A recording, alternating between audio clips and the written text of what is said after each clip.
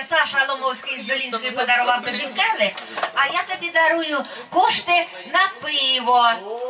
Кошти на пиво. Це я завтра буду... Да. І сюрприз для Геннадія.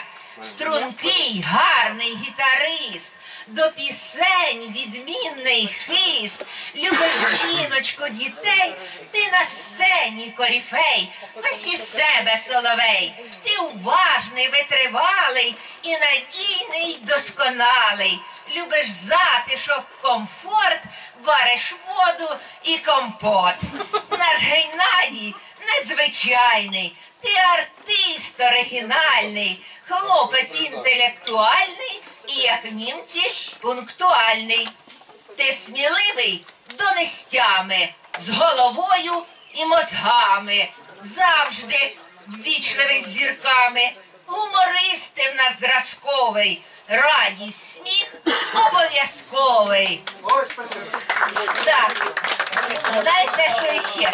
Тепер ще Гена заказав мені особливий подарунок, щоб я прочитала вірш «Скажена собака». Слухайте, пам'ятаєте, як у Шевченка був пан Енгельгард? Так у мене був начальником Дігтярьов Юрій Іванович, а я з нього списала портрет. «Скажена собака» називається.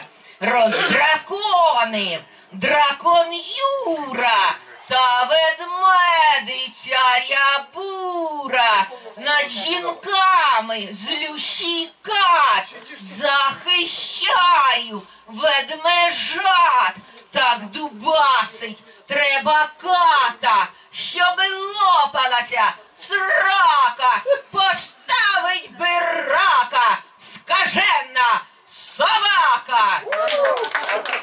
Еночка, це тобі таке подарунок. День рождения, отмечаем мы. И видно, есть исключение, выпить все должны. С вами ровненько